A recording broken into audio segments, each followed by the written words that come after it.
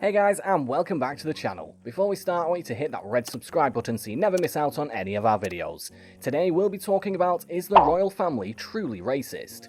Keep up with me till the end and subscribe if you haven't already. Let me know what you're thinking about this by leaving your comments right below. Since Meghan and Harry's interview last Sunday, questions have been raised about the royal family. More specifically, is the royal family racist? Many viewers were shocked when the Duchess of Sussex told Oprah Winfrey that their mixed-race child's skin tone had been discussed by a family member and that concerns were expressed by them. On Thursday, Prince William gave an outright denial. "We're very much not a racist family," he told reporters. His response was not surprising and kind of what we expected. But to me, it shows very much the difference in the generations.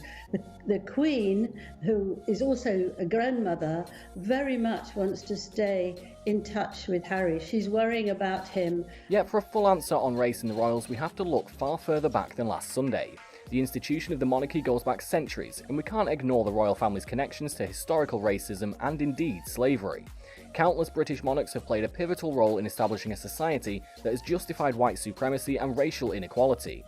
By the 1770s, when the government first had to overcome the dilemma of ruling a territory with natives, racism was firmly established in Britain, upheld and reinforced by the nation's key role in the transatlantic slave trade. This trade had been pioneered, established and granted royal patronage during the reign of Elizabeth I and would go on to be adopted by James I and Charles I. The British slave trade ended in 1807 and slavery in 1833. However, racism would not end with abolition. It was far too valuable. Racism became the handmaiden to the empire. The mythology of race and white superiority would become a major ingredient in the establishment of British imperialism. And this historical template of bigotry and prejudice still permeates British society today. I can attest to this after the reaction to my interaction with the actor Lawrence Fox on the BBC's Question Time in January last year. When discussing the press treatment of Meghan Markle, he denied racism was an issue, stating that the UK was the most tolerant, lovely country in the world. He then went on to say that discussions around racism were starting to get boring, and indeed labelled me as a racist for pointing out his privilege as a white male.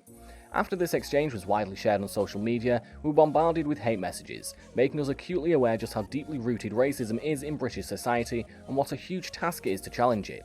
I believe every one of us should be part of this effort though, and after this week's events, the royal family is in a position to make a potentially defining response. This could be the beginning of a rebranding of the monarchy and a genuine development of its understanding of the society it represents.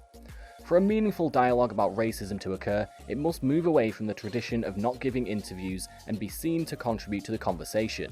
It must be seen to actively dismantle the structures of racism with more genuine and ongoing engagement with diverse communities.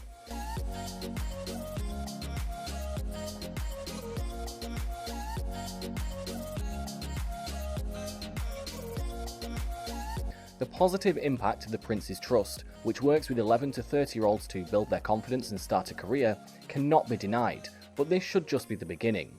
The family's role must extend far beyond the royal patronage of charities and attendance at high-profile events. If Britain is ever to have a truly non-racist monarchy, the family's individual members must confront their past and recognise that it is an integral ingredient of who they are. It is time for them to identify racism as an obscene and corrosive social construct. They must clearly acknowledge that it is a feature of the British society they represent. The first step, to acknowledge the existence of racism within their own family, and to identify the clear racism comments made to the Duke and Duchess of Sussex. Only then can they begin to say the monarchy is on path to becoming truly non-racist. And that's all for today folks, I hope you liked the video. If you did, make sure to hit that like button and subscribe to the channel so you never miss another amazing video from us. Until next time.